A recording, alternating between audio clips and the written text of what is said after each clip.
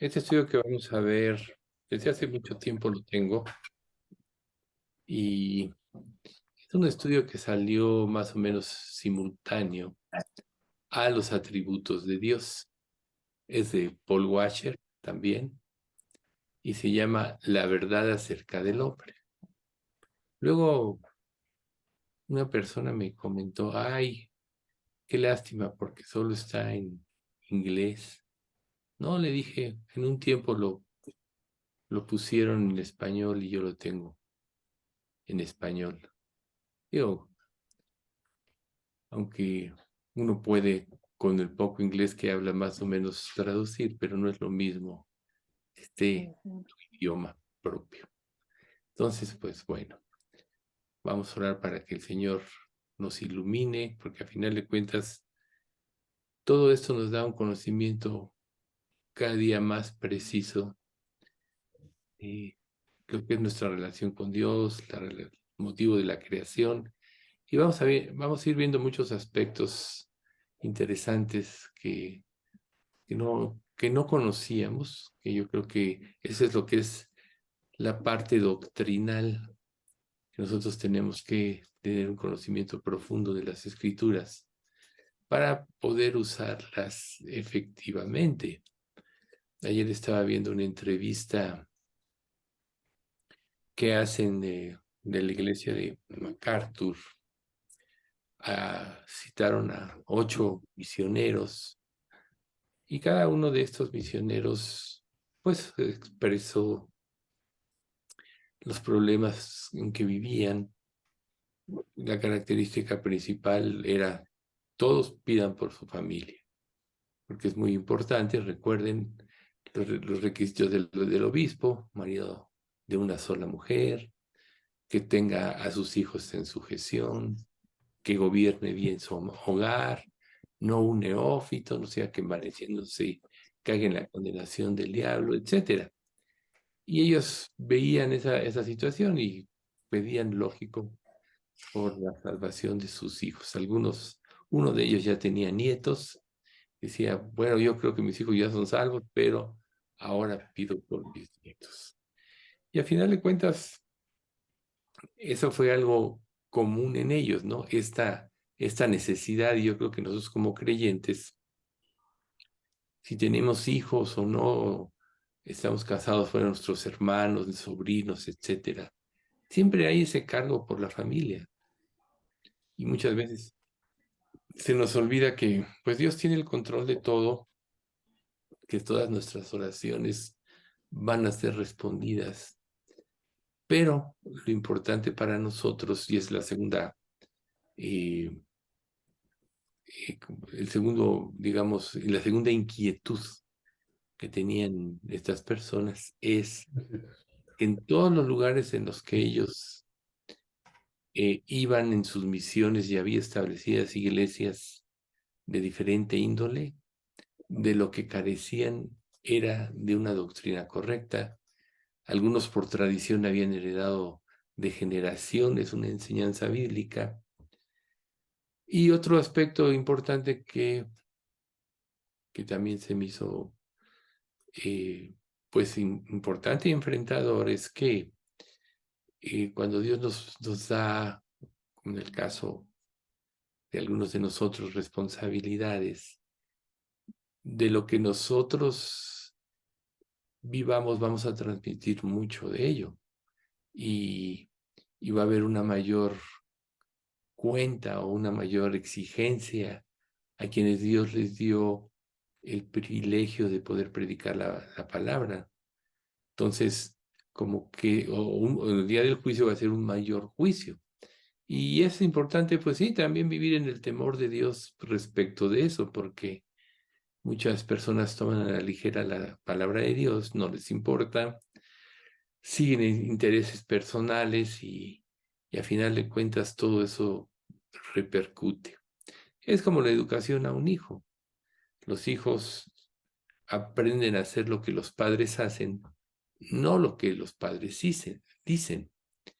Y entonces la responsabilidad de un padre es vivir una vida que sea un verdadero ejemplo a sus hijos. Y entonces él podrá tener una mayor certeza de que un día, cuando sean enfrentados por Dios y tocados por él, puedan tener claridad de ir y venir a Cristo. Igual pasa en las iglesias. Lo que los pastores transmitan es lo que la mayoría de las personas se van a llevar.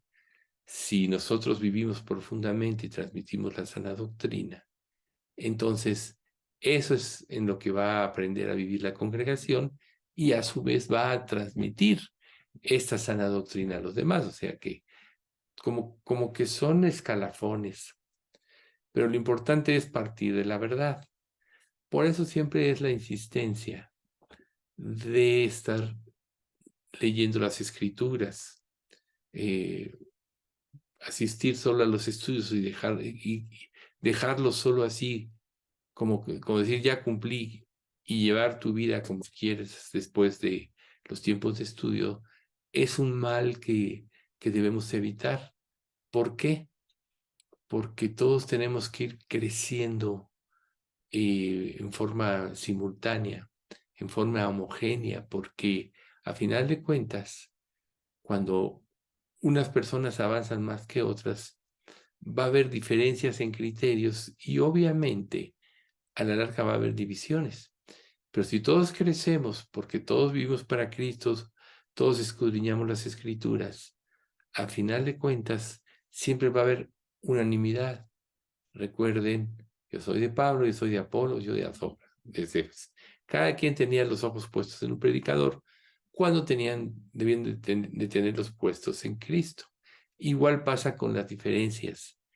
Si todos crecemos igualmente, vamos a ir asimilando en forma conjunta todas las verdades de Cristo o todas las verdades de la Escritura y vamos a hablar siempre el mismo idioma.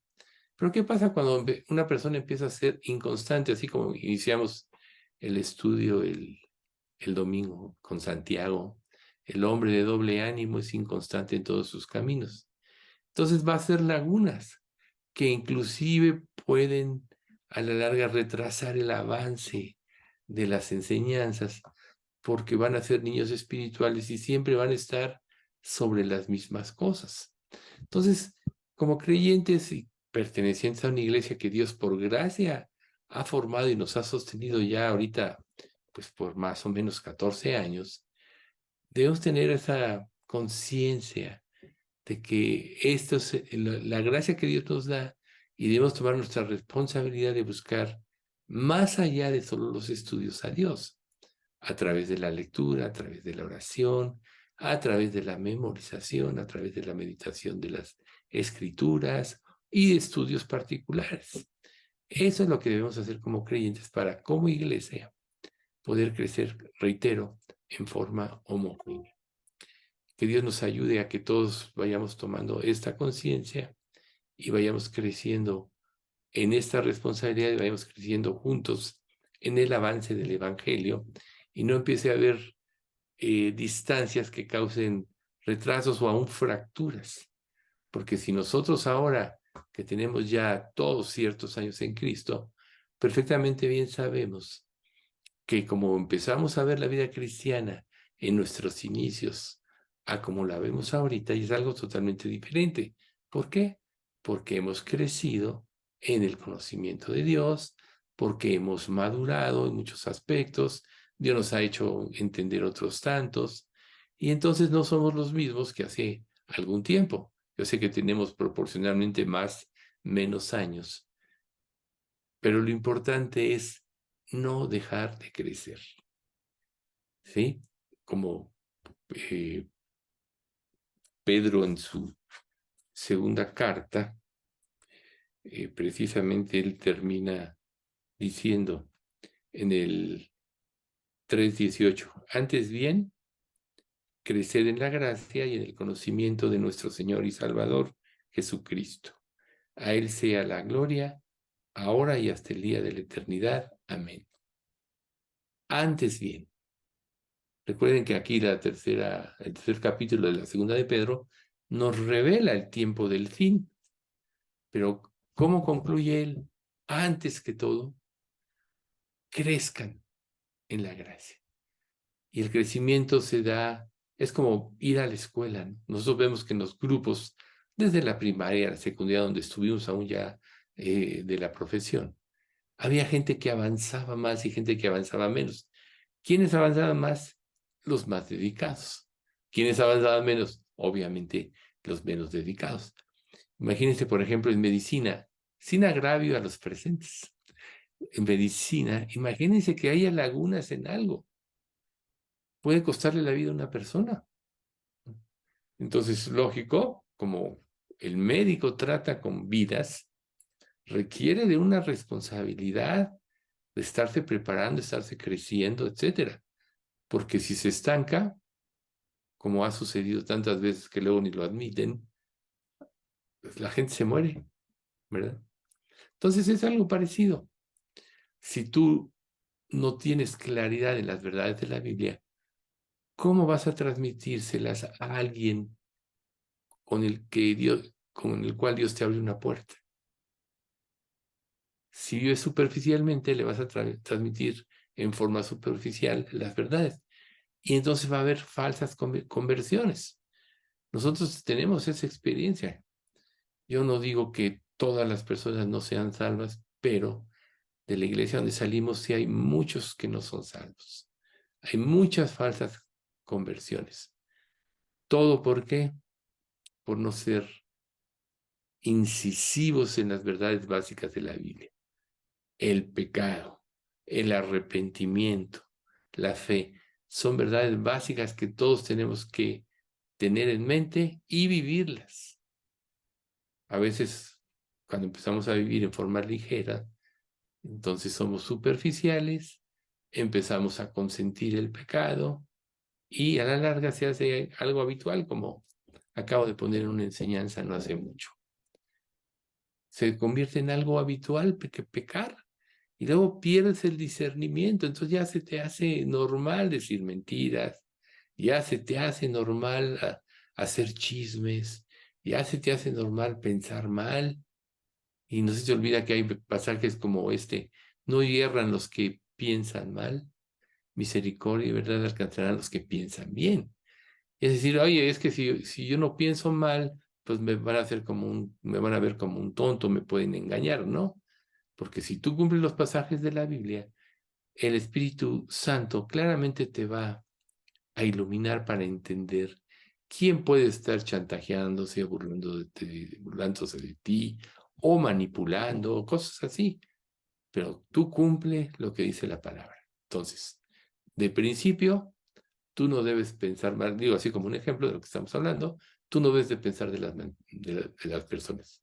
La mentira, pues también es muy clara, ¿no? O sea, es un mandamiento. No mentirás. Y el hablar mal de las personas, que es algo muy común, es algo que también destruye la imagen de las personas. ¿Por qué? Porque si tú hablas, por ejemplo, mal de un creyente ante otro creyente, afectas su pensamiento, quiera el otro creyente que no. Y entonces esto rompe la armonía espiritual. Pero si seguimos los principios de la Biblia, ¿por qué no elogiar o fijarnos más bien en las cosas positivas de un creyente y orar por lo que Dios nos muestra de debilidades o áreas de inconstancia de ese mismo creyente? Cuando tú oras por un creyente en estos términos, Dios te produce el amor por este creyente. ¿Y acaso no es este el distintivo en las verdaderas iglesias de Cristo?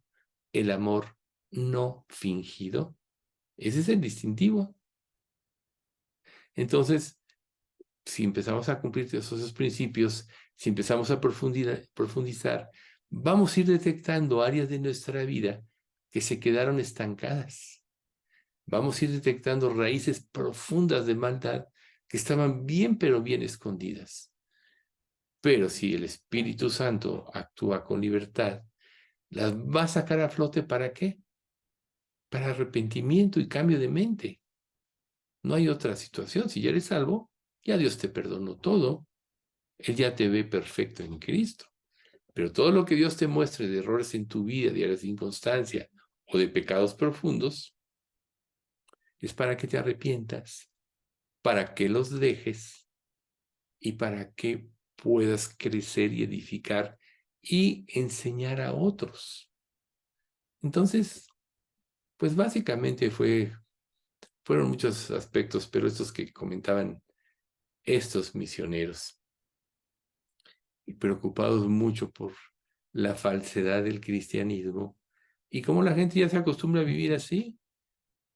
Alguien decía, es que cuando las personas viven así, quedan vacunados contra el evangelio. Yo creo que nosotros sí lo hemos vivido. Si una persona se cree salva sin serlo, ¿cómo la puedes ayudar? Lo que le digas lo va a rebotar. No, no, eso no es cierto, porque yo ya soy salvo. Entonces, ese es el engaño de Satanás. Por lo que, por nuestra parte, la consigna, la responsabilidad, la convicción debe de ser vivir para agradar a Cristo, nada más. Crecer en nuestra relación con Él, ese debe ser el propósito principal de nuestra vida. Y todo lo demás vendrá por añadidura. El mismo Espíritu Santo nos irá mostrando. Pero si tú vives para agradar a Dios por sobre las personas, si tú vives para glorificarle, siempre estarás bien ubicado. Si tú estás escudriñando constantemente tu vida a la luz de lo que lees y tratas de apropiarlo a tus vivencias, vas a sacar a flote muchas cosas que te impiden el crecimiento espiritual. Pero cada situación que Dios te muestre, la vas a arreglar. Pero ¿qué pasa si tú estás acostumbrado a justificar tus faltas, tus pecados, así como las pequeñas mentirillas? Le vas a decir al Espíritu Santo, no, no, no, no, estás equivocado en esto. Es de esta manera. Tú ves mal. Imagínate diciéndote al Espíritu Santo algo que te está mostrando. Digo, quizá no de esta manera, no creo que alguien fuera tan cínico de decirle así, ¿verdad? Pero justificándonos, echándole la culpa a otros, ¿no? Proyectando. Todas esas son cosas que tenemos que evitar en nuestra vida. Si dejamos de proyectar, también nuestra relación con los demás va a ser mejor. Recuerda, respecto a la proyección, lo que no puedes ver en ti lo vas a proyectar en otros. Por tanto, lo que no puedes ver en otros es una evidencia de que es lo que no puedes ver en ti. Imaginen cuánto nos podemos ahorrar con un principio como este. Es que critica severamente a cierto creyente. ¿De acuerdo a este principio? El problema lo traes tú, no el otro creyente, ¿se dan cuenta? Sí, entonces, iluminado por el Espíritu Santo, de acuerdo a este principio, entonces vas a empezar a buscar a ver dónde está el mal en mí. Y en cuanto lo arregles, en lugar de juicios a los demás, va a actuar misericordia. Digo, porque no dudo que haya personas que tengan los mismos problemas que tú o parecidos. Pero cuando tú enfrentas correctamente tu prueba, ya no actúa el juicio, sino la misericordia. ¿Ven? Todo esto es parte del crecimiento y era una de las cosas por lo que estos hombres estaban preocupados, muy preocupados. Eran 8 misioneros. Estuvo muy interesante. Bien, vamos a iniciar pues nuestro estudio. Eh, Memo, ¿quieres pedir, por favor?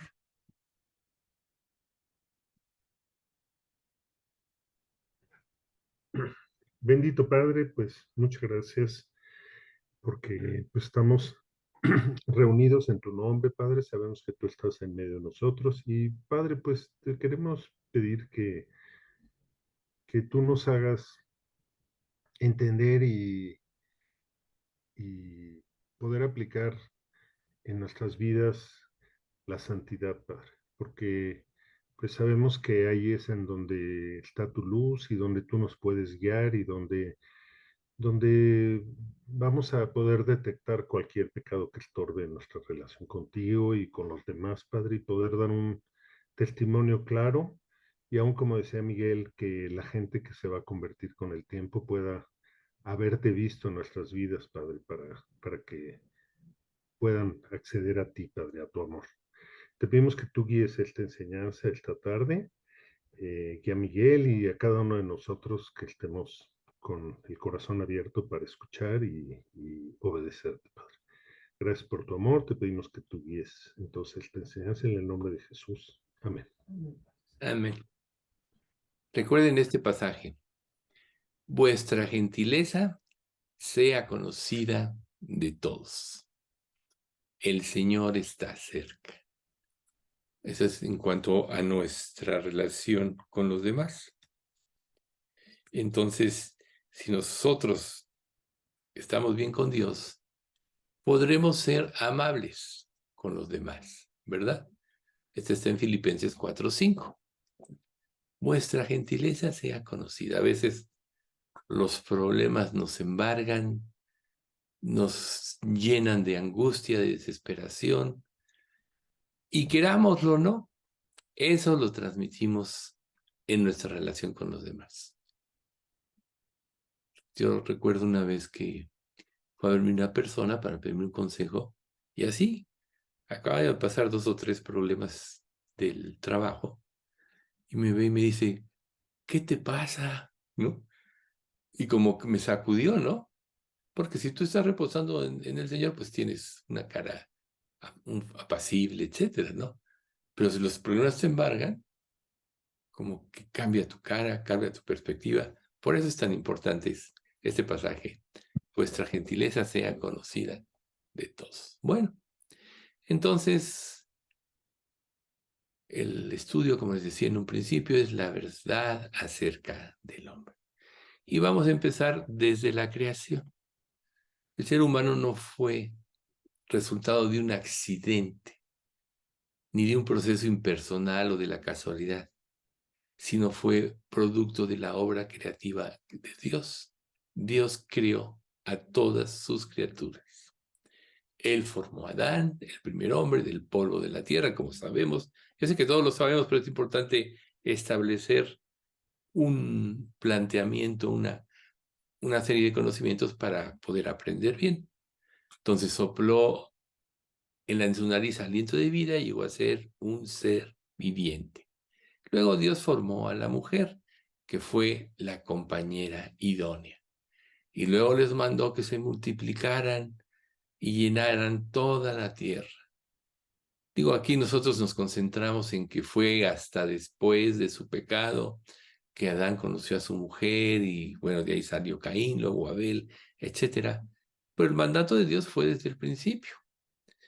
Pero entonces, como sabemos, toda la humanidad encuentra su ascendencia en esta unión de Adán y Eva. O dicho de otra manera, somos descendientes de ellos. Fueron nuestros padres originales. Entonces, claramente estos dos seres iniciales fueron creados por Dios y encuentran el sentido de su existencia con un propósito. Recuerden, Dios en su creación tenía un propósito, y este es amarle, venerarle, glorificarle y hacer su voluntad. Por eso es que todo creyente, cuando se sale del camino de su voluntad, cuando tiene otro ídolo o cuando quiere glorificarse a sí mismo, que es lo que llamamos la vanagloria, estamos prácticamente desubicados y eso afecta toda la estructura de nuestro ser. Una de las cosas hermosas que trae paz a la vida de un creyente es cuando aprende a adorar y amar a Dios. Y cuando le adora a una a través de las pruebas, recuerden que le das gracias por todo, porque esto es la voluntad de Dios, ¿no? Sabemos este pasaje, todos. Pero a lo que voy es, cuando tú vives para amarle, glorificarle y para hacer su voluntad en esencia, tú vas a estar bien. Tú vas a estar equilibrado en todas las áreas de tu ser. Cuando tú no tienes problemas o no te has entregado o todavía tienes ídolos, a un ídolo de ti mismo, no vas a ser feliz, vas a estar desubicado, te vas a sentir infeliz porque perdiste el propósito para el cual fuiste creado. ¿Dios es egoísta en esto? Claro que no. Él lo merece todo porque Él lo hizo todo. Entonces no merece nuestra reverencia, no merece que le demos la gloria. Si su voluntad es buena, agradable y perfecta, no merece que la sigamos al pie de la letra. Ah, pero qué difícil es obedecer. Qué difícil es hacer su voluntad porque somos seres caídos. Ahorita vamos a ir para allá. Pero lo importante es que nosotros, los seres humanos, somos únicos entre las demás criaturas de la tierra, porque fuimos creados a la imagen de Dios. Y se nos concedió el privilegio de vivir en compañerismo personal con Él. Imagínense ustedes, qué gran privilegio. Todas las criaturas tienen instintos, tienen cosas, pero vivir en compañerismo personal con Dios solo es dado al ser humano. Es una de las virtudes que tenemos. Esa es una de las verdades que son de vital importancia para nosotros y que definen quiénes somos y nos muestran el propósito para el cual fuimos creados. Entonces, imagínate tú cuando vives para ti mismo, tus propios planes, haces todo lo que quieras. Perdiste la pista y nunca vas a estar feliz ni satisfecho. ¿Por qué creen ustedes que las personas inmensamente ricas, que ya podrían, con todo el dinero que han ganado, dejar dinero para 10, 20 o 30 generaciones, no dejan de trabajar? Por ahí hay un proverbio que dice, el que ama el dinero no se saciará de tener dinero. Y un día se van a morir y todo lo que, como la parábola de este señor que hace sus graneros más grandes, ¿no? Y no pudo disfrutar de la vida porque tenía un ídolo, porque no encontró el sentido o el propósito para el cual fue creado. Entonces, que nos quede claro, no somos autores de nuestra propia existencia, como hay tantas teorías, sino existimos por la voluntad benévola y por el poder de Dios. No nos pertenecemos a nosotros mismos. Y ahí vamos de la noticia de hoy, ¿no? Es que yo soy dueña de mi cuerpo. No es cierto. No nos pertenecemos. ¿Ven ustedes lo que ocasiona la ignorancia de la palabra de Dios? Por eso es que en las comunidades donde se empieza a propagar la palabra de Dios, cambian las comunidades, porque les empiezan a tener el sentido correcto de las vidas, ¿sí? Uno de estos misioneros que les decía de ayer está en Colombia, dice, ustedes no tienen idea cómo ha cambiado Colombia, cómo han cambiado pueblos a causa del Evangelio. Pero muchos han respondido al Evangelio correctamente, ¿no? Entonces, la luz transforma a las personas, le da un sentido a su vida. ¿Y qué mayor seguridad en la vida, en nuestra vida, que saber el propósito para el cual fuimos creados? A lo mejor de tu vida de incrédulo, pues tenías muchas ideas, cosas. Veniste a Cristo y te diste cuenta que te costaba trabajo adorar a Dios libremente, pero empezaste a profundizar en tu relación con Él, en el conocimiento de Él, y poco a poco fuiste experimentando libertad para amarlo, libertad para adorarle, y eso satisfizo tu vida totalmente. ¿Por qué creen que Pablo decía, he aprendido a contentarme cualquiera que sea mi situación? Porque él sabía que su felicidad no estaba en nada material, ni en las circunstancias de la vida, sino en su relación con Dios. Por tanto, como creyentes, nosotros debemos de procurar esto. Le pertenecemos a Dios porque Él nos hizo. Y entonces a Él es a quien vamos a dar cuenta y a Él es al que debemos adorar y debemos de buscar el propósito para el cual fuimos creados. No nuestros propios propósitos egoístas. Pero cuando encontramos el propósito, reitero, para el que fuimos creados, entonces viene el beneplácito. O sea, nos sentimos satisfechos, nos sentimos en paz. El buscar separarnos de Dios es cortarnos a nosotros mismos la única fuente de vida. Por eso Jesús le dijo a este hombre, Señor, deja que vaya y entierre a mi padre y a mi madre. Y Jesús le dijo, deja que los muertos entierren a sus muertos y tú sígueme.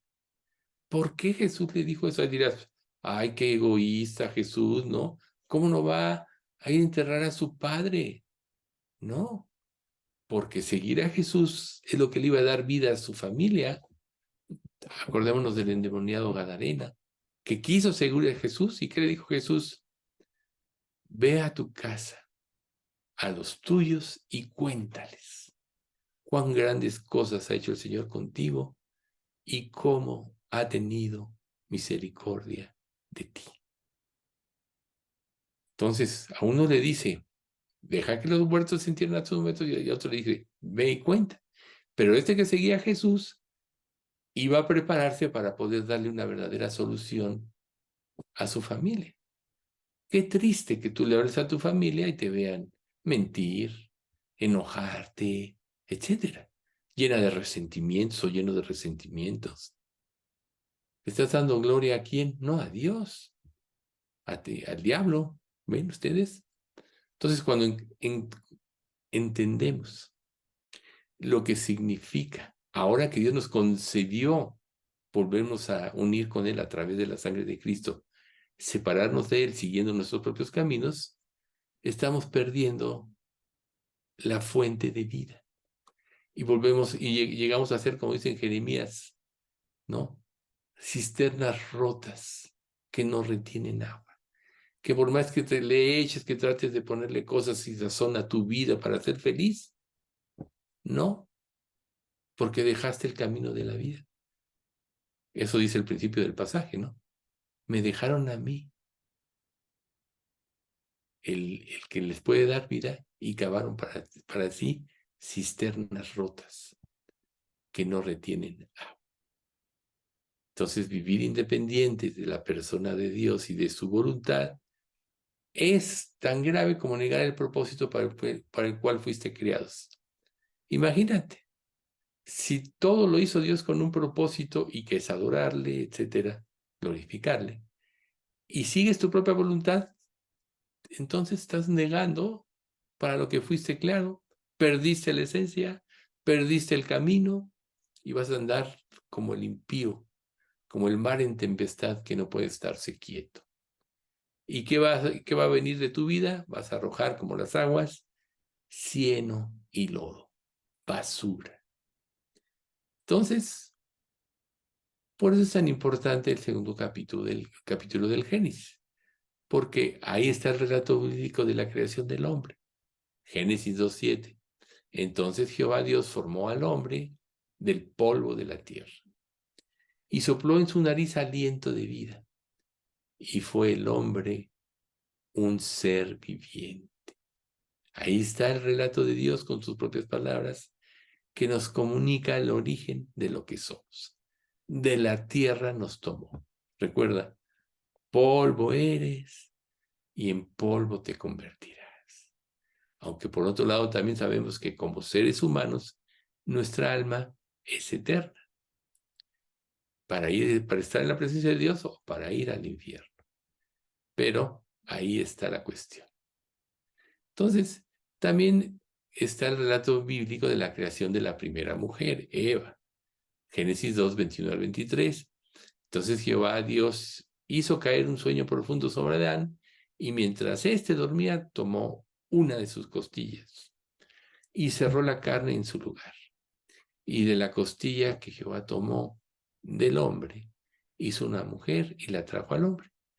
Dijo entonces Adán, esto es ahora hueso de mis huesos y carne de mi carne. Esta será llamada varona, porque del varón fue tomada. Entonces, qué interesante relato, ¿no?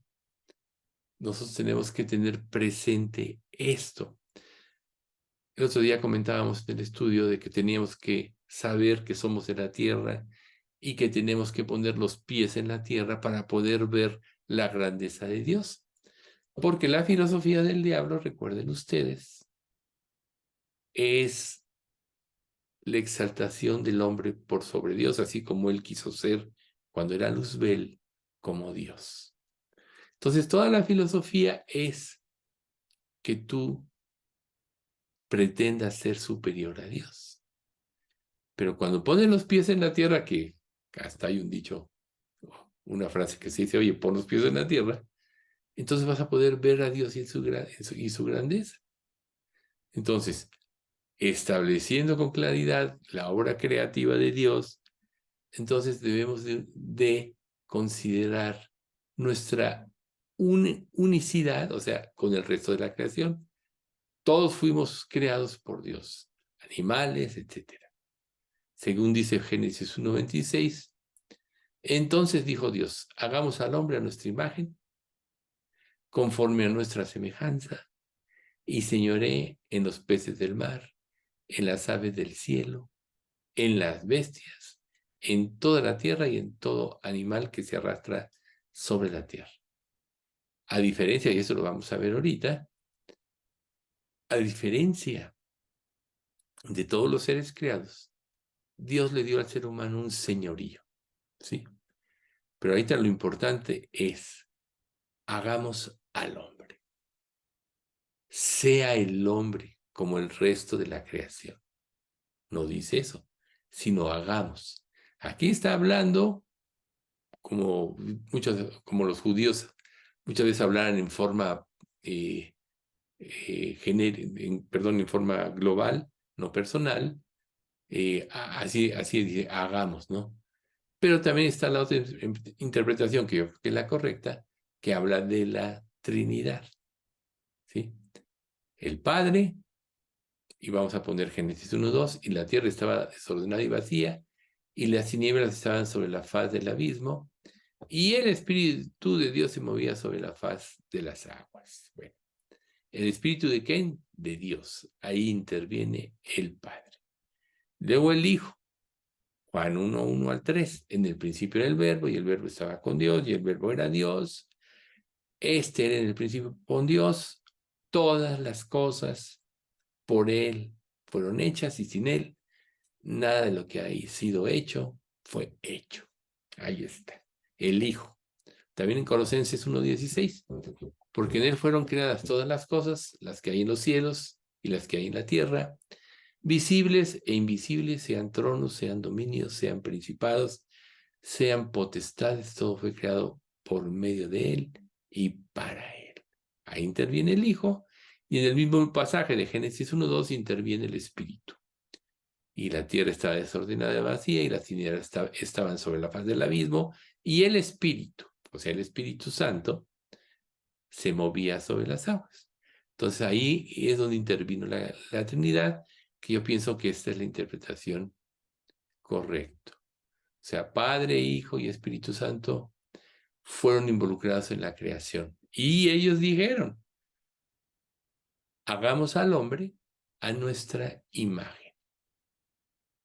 ¿Sí? Si ustedes se dan cuenta, en toda la creación de los animales, decía según su género. Génesis 1:11, 12:21 y 24:25. Según su género. Pero al ser humano le dijo, hagamos al hombre a nuestra imagen.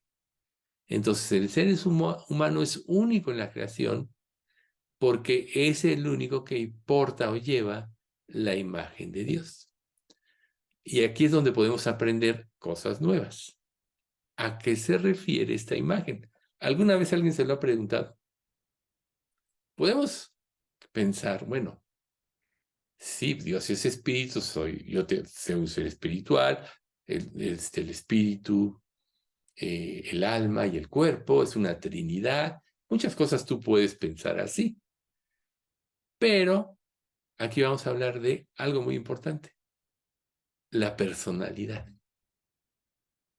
Adán y Eva eran únicos y eran autoconscientes, ¿no?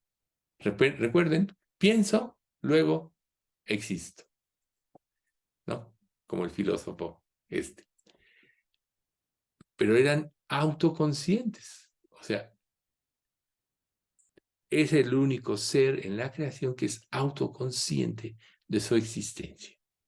Los animales son llevados por sus instintos. Están programados para responder a los estímulos, ¿verdad? Pero no así el ser humano. Segundo aspecto de la imagen, la espiritualidad. Si Dios es espíritu, Juan 4:24, ya lo dijimos, por eso es razonable esperar encontrar este mismo atributo en el hombre que es creado a la imagen de Dios. Somos seres espirituales. ¿Y qué pasa cuando pecamos, por ejemplo? Morimos espiritualmente. Se pierde el sentido de nuestra vida. Por eso es que en nosotros se genera un vacío que es del tamaño de Dios, que los seres humanos tratamos de llenar con cosas, pero por más que ganares todo el mundo y todo, no lo podrías llenar, porque es del tamaño de Dios. Solo cuando nos convertimos, cuando somos regenerados y entra el Espíritu Santo en nuestro corazón, recuperamos esa situación espiritual. Recuerden, esparciré, bueno, os daré corazón nuevo, pondré espíritu nuevo. Ahí está. Nos hace Dios otra vez seres espirituales. Entonces podríamos decir que somos barro animado, pero con características especiales. Entonces, Adán y Eva eran seres espirituales dotados de una capacidad genuina, y fíjese, aquí lo importante, de conocer a Dios, de tener compañerismo con Dios y de responder a Dios en obediencia, adoración y acción de gracias. Hazte una pregunta. ¿Así es como es tu relación con Dios?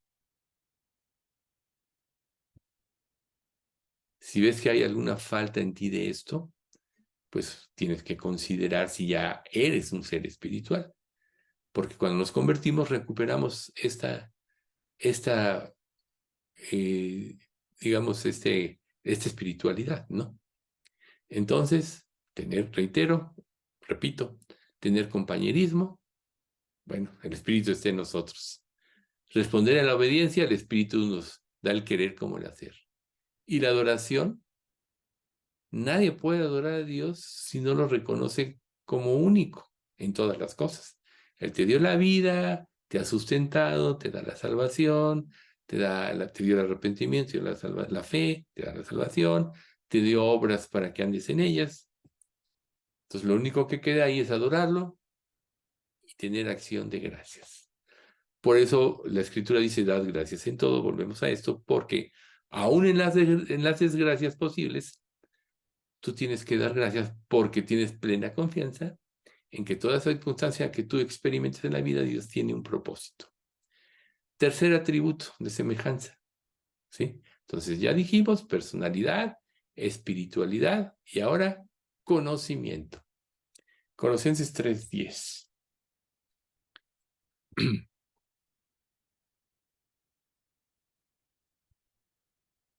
Y revestido del nuevo, el cual, conforme a la imagen del que lo creó, se va renovando hasta el conocimiento pleno.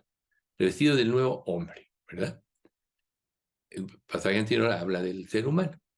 Y revestido del nuevo hombre, el cual, conforme a la imagen del que lo creó, se va renovando hasta el conocimiento pleno. Por eso es que la vida cristiana es una vida de avance hacia adelante. No te puedes parar, nunca se les olvide la cuesta en patines, porque te regresas. Si tú no estás yendo hacia adelante, entonces vas para atrás. O es una evidencia de que no está actuando el Espíritu en ti, porque el Espíritu Santo te va a impulsar, te va a dar fuerza. Recuerda, el esfuerzo alcanzado multiplica las fuerzas al que no tiene ninguna, ¿no? Dios produce el querer como el hacer, repitamos, etc. Todo lo puedo en Cristo, fortalece, haciendo Él en vosotros lo que es agradable delante de Él por Jesucristo. Ahí está. Entonces, el conocimiento de Dios se da a través de las Escrituras. Y a través de las escrituras se va revelando la imagen de Dios mismo. Recuerden cuando Jesús le dice a Felipe, tanto tiempo he estado con vosotros y no me has conocido, Felipe. El que me ha visto a mí, ha visto al Padre. Por tanto, la esencia del conocimiento de Dios se da a partir de que naces de nuevo, que eres revestido en un nuevo ser, eres poseído, o mejor dicho, eh, bueno, por el Espíritu Santo, y pues sí, poseído, es correcto, por el Espíritu Santo, y Él va revelándote la Escritura hasta que va llegando al conocimiento pleno. Mientras más conoces a Dios, más lo adoras y menos quieres vivir tu vida anterior. Como dice Pedro, baste ya el tiempo pasado para vivir como agrada a los gentiles. Basta ya, porque tú ya eres diferente. Entonces, conforme tú vas, Dios se va revelando en tu vida a través de las escrituras, tú vas teniendo un conocimiento verdadero de Él. Entonces, ¿qué te da el conocimiento verdadero de Dios? Seguridad, aplomo, iniciativa, te da templanza, te da determinación. Todo basado en la seguridad. ¿Por qué a veces no tomas decisiones que pueden cambiar tu vida? Por miedo. ¿A poco no? ¿Cuántas oportunidades a lo mejor perdimos por miedo? Por ejemplo, mi papá, que era piloto, cuando un día le dijo uno de sus jefes, oye, pues vete a las líneas privadas, ahí vas a tener un futuro y vas a ganar muy bien y te va a ir muy bien. Entonces mi papá dice que le hizo caso, pero llegó a las oficinas y vio a mucha gente moviéndose para acá y como que le dio pena y ya no hizo nada. Y siguió, y bueno, luego él tuvo buenos puestos, fue piloto de 2 secretarios, fue comandante del 8º Grupo Aéreo, etcétera. Sí, sí le fue bien, pero le hubiera ido mejor si entró en una línea privada porque eran sus inicios, ¿ven ustedes? Entonces el temor nos puede hacer perder oportunidades, pero cuando tú tienes la confianza plena de Dios, tú puedes ser arrebatado en tus decisiones porque sabes hacia dónde vas. Recuerden ese pasaje de 1 Juan 4:18. En el amor no hay temor. Y se habla de todos los aspectos, ¿no?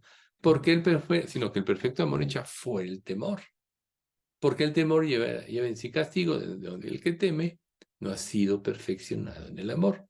Lo que quiere decir que el que ha sido perfeccionado en el amor pierde el temor y puede ver las cosas desde el punto de vista de Dios y actuar con aplomo, es lo que quería decir hace rato, con aplomo y seguridad.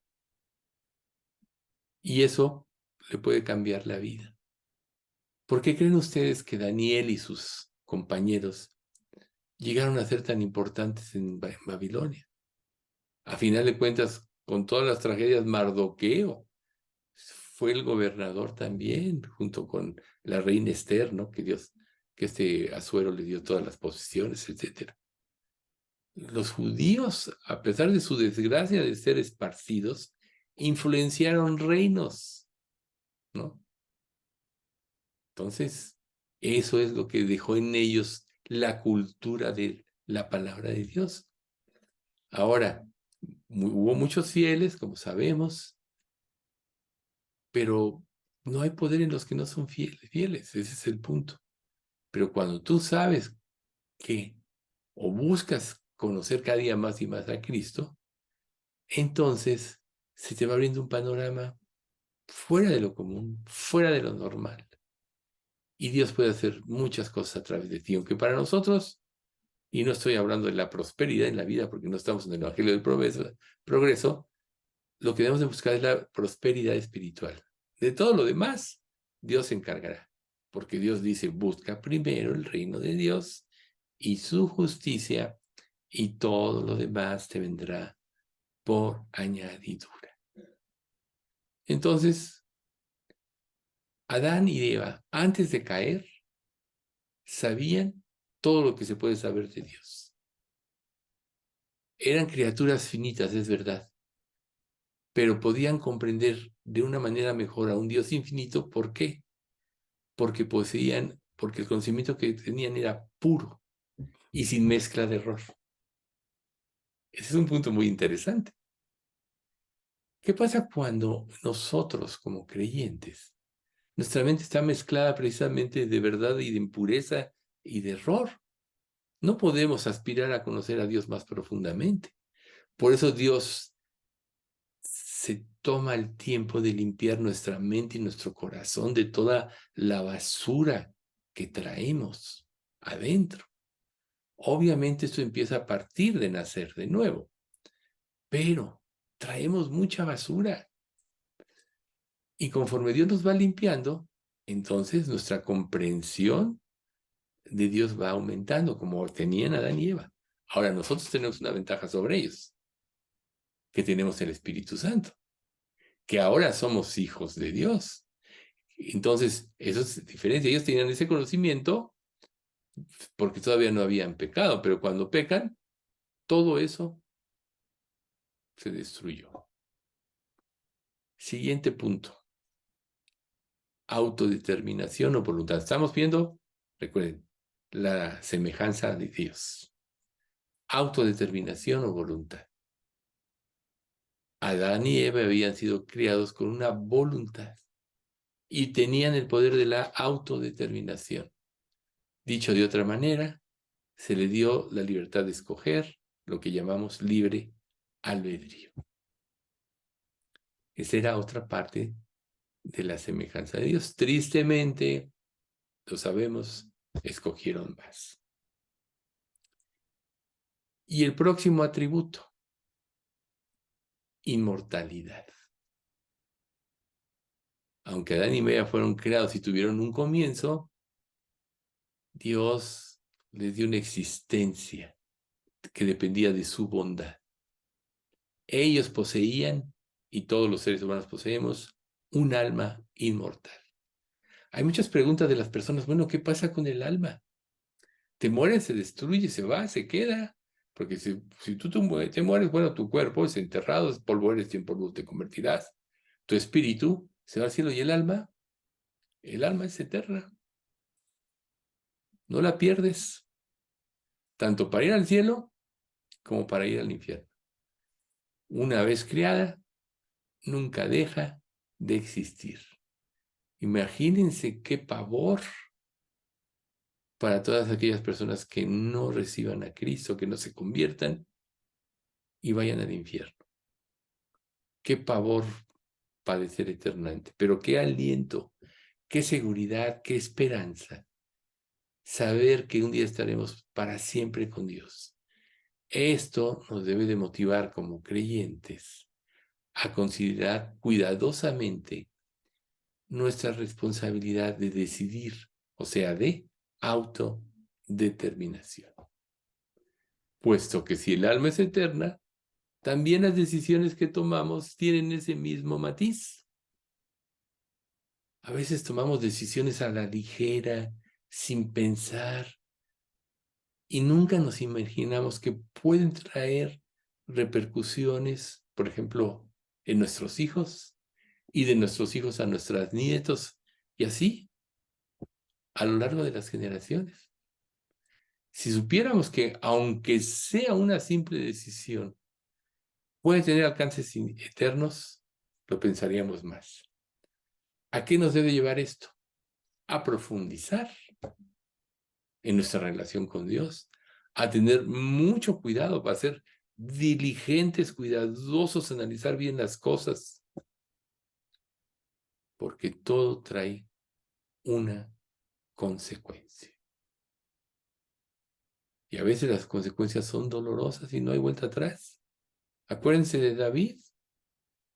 Un desliz, ve a una mujer bañándose, la codicia, manda indagar quién es. No, pues es Betsabé, mujer de Urías, el heteo. Eso era suficiente para que él fanara, frenara su codicia, su lascivia.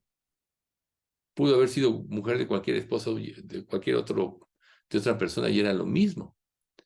Pero Urías Eteo era de sus 30 valientes, de los que habían estado siempre con él. Y fue tan grande su deseo que rompió principios, etc. Y no tengo que contarles todas las consecuencias que hubo en su vida por generaciones. Claro, la promesa a Abraham, a final de cuentas, será Jesucristo y viene del linaje de David, como Dios se lo prometió a David mismo. Pero qué necesidad de que un hijo violara a otra hija y luego que el hermano de esta hija violada matara a este hijo y que luego este hermano, o este hijo, mejor dicho, le arrebatara el reino a David, etcétera, ¿no? Que tuviera que salir huyendo de Absalón y este hombre de la tribu de Benjamín lo maldijera, etcétera. O sea, ¿cuántas consecuencias? Y luego a la larga, pues como se sublevó a Absalón, pues lo mata Joab, ¿verdad? Y cómo se pone a llorar. Tanto que Joab tiene que presentarse y exhortarlo. Oye, todos los hombres que salieron a dar su vida por protegerte, ¿qué con ellos? Y lloras por tu hijo que te traicionó y todo eso. Si no sales al pueblo, ahora sí que no tendrás quien te siga. Y bueno, como que David recapacitó, pero qué necesidad. Ahora vámonos más allá. Nuestra conversión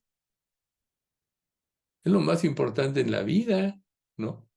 Porque si el alma es eterna y las decisiones que tomamos tienen consecuencias eternas, imagínate ser ligeros en cuanto a la obediencia de lo revelado de la palabra de Dios para ti. Todos sabemos que somos desobedientes. Todos sabemos que no hemos obedecido en algo. Quizá lo hemos hecho hasta una práctica. Tú dices esto, pero yo no voy a hacerlo, porque yo pienso esto. Y si lo que se dice emana de los principios de la palabra de Dios, ¿qué le estás diciendo a Dios? ¿Qué consecuencias puede haber en una decisión que tomes? ¿Mal testimonio? ¿Endurecimiento de tu corazón? ¿Endurecimiento de un familiar que quizás estaba considerando y por una mala acción tuya dice, no, ya ves, es una mentira lo que usted cree? Porque dice y velo, ve su vida, ¿no? Bueno, yo creo que tenemos que pensar muy bien, pero la decisión por Cristo, esa es la que determina nuestra eternidad. Por eso es tan importante estar seguros de que sí estamos caminando con Cristo. ¿Cómo lo vamos a saber? Todos tenemos experiencias diferentes, pero Jesús claramente dice, por sus frutos los conoceréis. Así de simple. No todo el que me dice Señor, Señor, entrará en el reino de los cielos, sino el que hace la voluntad de mi Padre que está en los cielos. Y todavía Jesús le añade, muchos me dirán en aquel día, Señor, Señor, no profetizamos en tu nombre y en tu nombre hicimos muchos milagros y en tu nombre echamos fuera demonios. Entonces yo les declararé, apartados de mí, nunca os conocí, hacedores de maldad. Y todavía Jesús sigue diciendo, por tanto, todo aquel que oye estas palabras y las hace, lo comparé a un hombre prudente que edificó su casa sobre la roca. Y descendió lluvia, y soplaron vientos, y vinieron ríos, y soplaron vientos, y dieron con ímpetu contra aquella casa, y no cayó, porque estaba fundada sobre la roca. Pero aquí está la exhortación. Pero el que oye estas mis palabras y no las hace, lo compararé a un hombre insensato que edificó su casa sobre la arena. Y descendió lluvia, vinieron ríos y soplaron vientos y dieron con ímpetu contra aquella casa y cayó y grande fue su ruina. Ahí está. Si lo sabemos, tenemos que aprender la obediencia. Ahora, para concluir, porque este es un punto muy importante. ¿Por qué a veces desobedecemos? Por la falta del conocimiento profundo de Dios, por la falta de compañerismo con Dios. Ya en los puntos anteriores ya vimos que nuestra voluntad tenemos que buscarle, que nosotros tenemos que llenarnos del conocimiento de la palabra de Dios mora en vuestros corazones, ¿no? Etcétera. Si nosotros hacemos todo esto, va a ser muy claro para nosotros el camino que tenemos que seguir y vamos a abatir nuestro orgullo y nuestra rebeldía y vamos a tener un espíritu que se somete y se sujeta a Dios, porque sabemos que solo en Él está en la verdad, ¿no? Cuando Jesús le dice a sus discípulos, ustedes también se quieren ir, porque muchos lo empezaron a abandonar, ¿qué le responde Pedro? Señor, ¿a quién iremos? Tú tienes palabras de vida eterna. Entonces, considera bien cada vez que vayas a tomar tu vida en tus manos y vayas a desobedecer algo que Dios claramente te mostró ya en su palabra. Sométete, humíllate. Y si no puedes, pídele a Dios que te dé fuerza para hacerlo. Porque de esto depende tu eternidad, tu inmortalidad, que es parte de la semejanza de Dios. Vamos a dar gracias. Aquí le vamos a dejar. Padre, cuántas gracias te damos por este estudio. Cuántas gracias te damos por tantas verdades reveladas de los inicios de la creación y sobre todo esta parte de que nos hiciste a tu imagen y semejanza, Señor. Haz que podamos comprender todos estos conceptos para que conformemos nuestra vida a ellos y podamos estar claros de que estamos contigo, Señor, o mejor dicho, que tú estás con nosotros. Y sí, tú que conoces los corazones, Padre, si alguien todavía no se ha convertido, todavía no es salvo, tú muéstrale con el poder de tu Santo Espíritu su condición para que venga a ti. Dale el arrepentimiento, dale la fe por tu gracia, como es con todos los que somos tus hijos, y dale la salvación. Mucho te rogamos, Padre, por Pati López, Padre, para que tú le ayudes a salir adelante. Realmente en esta intensidad de prueba de esta enfermedad, de este proceso, ha sido muy difícil, pero sigue derramando tu gracia, Señor, para que hagas este milagro y pueda ya salir adelante. También te pedimos por Ernesto, Señor, para que tú le sanes y le traigas con bien por él. Marco Antonio, el hijo de Margarita, que ya está con su hijo. Ahora que lo fue a ver Margarita, pues que dale el que pueda alentarlo y pues ella misma pueda alentarse. Y síguelo haciendo que se recupere. Asimismo, Padre, te rogamos porque tú nos mantengas en salud y nos des un testimonio verdadero ante quienes nos rodean y que nos permitas, Padre, vivir para hacer tu voluntad y no llenarnos de tu palabra, que no haya otro propósito que este, ser llenos de ti, vivir para adorarte, para glorificarte. Te pedimos todo esto en nombre de Cristo Jesús. Amén.